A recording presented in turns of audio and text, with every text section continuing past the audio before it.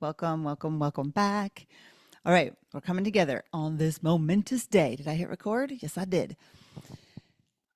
First day of a month. First day of it feels like, I know spring starts and whatever they say it starts, but it feels like it's starting now for me. Why do I say it's momentous? Because you all closed last month without me. Now, today at 9 and 9:01 and 9:02, when zero people were here, I was like, what the heck has happened? We've blown it up. We're starting from scratch. It's official. And then Shima popped on and she's like, what? What's going on? And then Kat popped on and she was like, okay, this is weird. And then Megan popped on. Now we got a fam. But I am curious. I'm so excited to hear what happened. But y'all closed out the month without me, which means we've stepped into an entirely new world of possibility. We now know the community works with you coaching too. So we can, my dream of hiring from within, building this from within is just starting to come true. So y'all know I'm here helping my mom recover from major surgery. And thank you for all of the care and well wishes you've been sending to both of us. She is doing well. She's coming home this afternoon, allegedly, and she has been asking nonstop about how the club's going. The post-op nurses were telling me that her, in her goofy, delirious, drugged up state, she was telling them on the club. So, as we know, our medical members, our nurses and our nurse coaches in the club have already shown us how creative this bunch can be. And I was already thinking about, ooh, do we need to have like a nurse coach on staff someday? But now I see that we do. We need some nurses from that angle, some coaches from that angle on this team. So we've been fortifying ourselves and learning how to rewrite past stories, stories from the past, stories we're telling ourselves that are keeping us small. And we're going to continue. We will always be open for business on coaching on that. But now we're going to take a very cool turn and start looking at rewriting stories of the future. What? I say rewriting and not just writing, because we're not just writing. Our amazing human brains have already got all these preconceived notions, preconceived thoughts and ideas, and then stories about the future based on the past that we're rewriting. So you can see how it gets real important to start being very intentional. If we're not careful and aware, we will live right into, we will literally create. I'm seeing here at my mom's house, my family of origin, like, oh my gosh, if I'm not careful, I'm going to recreate some stuff. So if you love your stories, keep them. But if you are seeing into the future and you're feeling discouraged and hopeless and, oh my God, how is this ever going to work? You want to build something new, change something, become something that your higher brain sees, I could do this. You get to rewrite from an intentional place, welcoming possibility and leveling up instead of coming from unintentional preconception. So we're going to dive right in. You ready? This is what I want you to write down. CCA, consistent, courageous action. Michelle just got off the screen because it's scary already. No, I'm kidding. Consistent, courageous action. I don't know about you, but when I look back in my life, I'm guessing this is true for all of you. At the times that I really went for something, took a leap of faith, put myself out there, really made a significant change, said yes to something, said no to something, almost every time I was being courageous, I didn't know at the time I was being courageous. You know what I'm talking about? Like, you look back now and go like, oh my God, I did that? Or someone says, wow, you were so courageous. And you're like, it didn't feel like that. It felt terrifying. I just know at those times I was doing what I felt like I had to do or what felt right, even if I was terrified. I knew that I had to do it, or it felt inevitable, like it was going to happen anyway. So I might as well do it. Leaving jobs, leaving the corporate world, traveling, saying yes to a relationship, saying no to a relationship, felt like it had to happen, not like, oh, I'm being so courageous. I'm willing to bet that if you start looking, as I'm even talking, that you have also got examples of where someone went, you did that? And if you were to think about doing that same thing now, you'd pee your dang pants. You'd be like, no way am I going to have a million children. I could never do that. And you did it, and you're doing it, and it's great. Or no way could I buy that house, or no way could I take on that job or open that business. We all come from innate power, and we all have our own flavor of queen bee energy. We also have our weak and scared energy too. We know that we've got all these parts. So I want to tell you a little story today. If you believe, I'm starting to drive and pick up my son, still involved. Good. I love that we're still in your ear, just putting in new possibility. Um, if you did you ever hear that you came from a sperm and an egg? Now we all might believe different things about how we were created and what has happened, but we're going to go into biology real quickly because I don't know about you, but I learned in biology a certain story about how the sperm all fought and survival of the fittest raced to the egg, and whoever got there first was the one. Did you guys hear that too? Kind of a rough biology story? Yeah, not true. You ready for this? Thanks to new studies, thanks to our brains evolving, thanks to scientists being like, what if there's something else? So if we did come from the sperms and the eggs, then we are at our essence, both collaborative and competitive. We are both fortified and queen-like and freaked out and frantic and racing.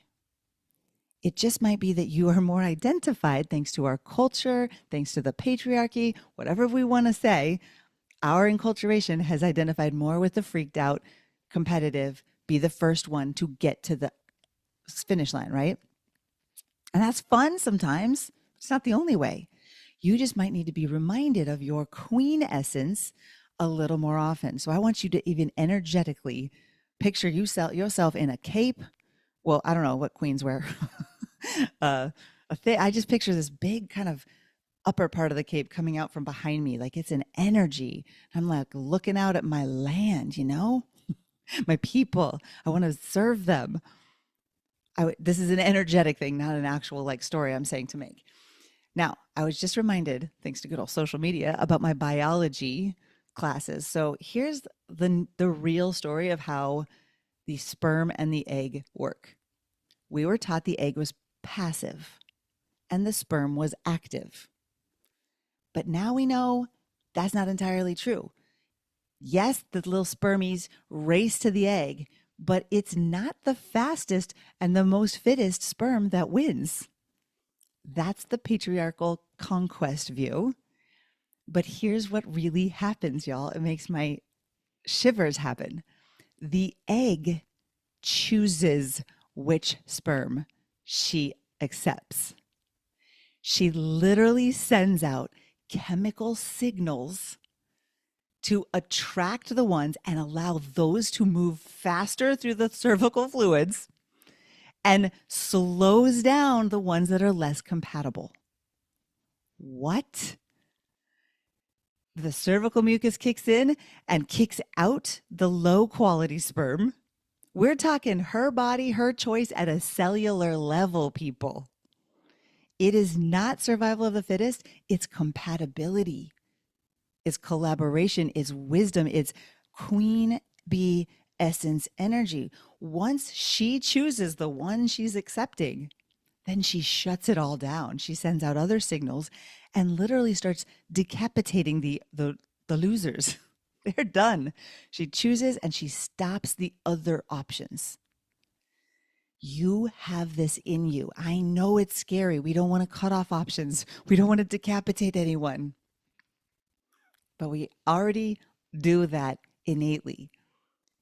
She, you, the queen in you, the egg in you, the essence of you that chooses has been running the show all along. So today, as we begin our monthly series known as Doubling This by Reducing That, doubling your business, if that's what you're here for, by reducing self-doubt by 90%. That's what I'm putting my chips on. That's what I'm going to be focusing on. But you might be like, I just need to double my bank account, Kendra. Great, let's keep the reducing self-doubt. Or maybe I reduce negative habits or negative stories. You get to choose. You don't have to do what I say. I'm just going to be offering you specific paths. And here's how we're going to do it. Tuesdays, we're going to keep co-creating with you and you know who. And we're going to focus on your mindset, your focus, get you laser focused, keep you focused. Wednesdays, we'll start deciding, or we'll keep deciding, I should say, where you're going to apply the focus of the week into your life, into your business. You get to choose. And on Thursdays, this is a little bit of a tweak. We're going to keep coaching, but we're going to actually lay out the next 7 days of your life of consistent, courageous action on paper, on spreadsheets. Then we are going to get in communication with each other, with me, and all your new community that I heard the community aspect essence was really high yesterday. It's all I've really heard. It sounds awesome. And then when none of you showed up, I freaked out. But I'm going to announce it, even though it's not fully ready to be announced, but we have a community portal that you'll be able to keep that consistent, courageous action alive and nourished with each other, with us in the community. I'm going to say that it'll be ready by next week, and I don't even know that that's true. So next Tuesday, we're going to begin showing you how to recognize and solve for, especially there's like 12 stages of burnout we're going to talk about. So you can know where you are instead of just being like, I'm so burnt out. You'll know exactly where you are, and you'll naturally be able to see which areas of your life and your business you're going to apply the wisdom to get everything fortified. And then Thursday, you'll decide what aligned actions you're going to take, and we'll plan them out for each day together. So get yourself some sort of physical tracker if you like to write things down on paper. Maybe you like to have jars with beads in them and you're taking beads in and out. I will go through that, but go swing by the dollar store, get those little cool glass beads and get yourself a jar that you can see. I did this today. I did this today. I've got bubble trackers. If you want me to send you some, maybe we'll just get those for you by next week. So to kick us off today, come on and tell me where you're seeing, okay, this is where I'm choosing from my egg-like queen bee energy. I'm going to focus my attention on this little spermie, this little task of action. And I'm decapitating the rest for right now. Let's make the decision and the commitment. And then you're going to go out and you'll have a fertile testing ground to see what comes up. Careful, everybody, you might get pregnant tonight. I'm talking a lot about fertility and sperms and eggs. Now, I'm just saying, if you don't want it, if you do, go have fun. Now, here's how it's going to work today. You're going to come on, and you're going to tell me some things. What it is you want to be focusing on and acting on, and why you're choosing that. I just want to know what's in your head. Like, it doesn't make sense to anybody else, but it makes sense to me. This is what I'm going to start with today. Some of you have been doing this already in one-on-one coaching. That's great. Then you're going to tell me how important this is to you and how committed you are on a scale of 1 to 10. Don't worry, I'll walk you through this. I'll ask you, how important is this to you and how committed are you? We'll just see, honestly, are you a 10 out of 10? That's going to mean something. If you're like, well, the honest truth is I'm still only out of 5, but I really want to up it. Let's look at that. Then you're going to tell me what might get in your way. And we're going to make a plan on what you're going to do about that and how you're going to treat yourself when it starts to come up. Then we're going to turn it all sideways on a spreadsheet and put your to-do list out on 7 days, and it will be as good as done as you start to trust yourself to show up just like you would for a friend. Then we'll coach on all the stuff that comes up. And even if it comes up that you come back next week and I did 0 out of 7 days, that's information, that's data. We're going to look at that.